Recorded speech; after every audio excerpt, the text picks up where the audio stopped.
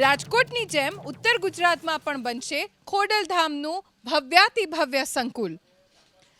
પાટણના સંડેરમાં નિર્માણ પામનાર આ સંકુલનો શિલાપૂજન સમારોહ યોજાયો। ખોડલધામ ટ્રસ્ટ કાગવડના ચેરમેન નરેશ પટેલ, કોંગ્રેસ ધારાસભ્ય કિરીટ પટેલ સહિત ખોડલધામના ટ્રસ્ટી અને પાટીદાર અગ્રણીઓની ઉપસ્થિતિમાં 1008 યજમાન પરિવારોએ 1008 શિલાઓનું શાસ્ત્રોક્ત વિધિથી પૂજન કર્યું। માત્ર પાટણ જ નહીં, ખોડલધામ ટ્રસ્ટ શિક્ષણ, આરોગ્ય અને સામાજિક કાર્યો માટે રાજ્યમાં કુલ 6 સ્થળોએ ખોડલધામ સંકુલનું નિર્માણ કરશે। ત્યારે આજે ખોડલધામ મંદિર માટે 2 કરોડ 48 લાખથી વધુનું દાન પણ આવ્યું છે। પાટણના સંડેરમાં નિર્માણ પામનાર આ સંકુલનો શિલાપૂજન સમારોહ યોજાયો।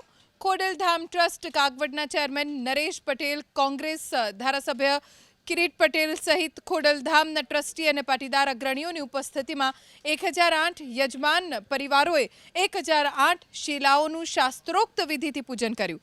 માત્ર પાટણ જ નહીં, ખોડલધામ ટ્રસ્ટ શિક્ષણ, આરોગ્ય અને સામાજિક કાર્યો માટે રાજ્યમાં કુલ 6 સ્થળોએ ખોડલધામ સંકુલનું નિર્માણ કરશે।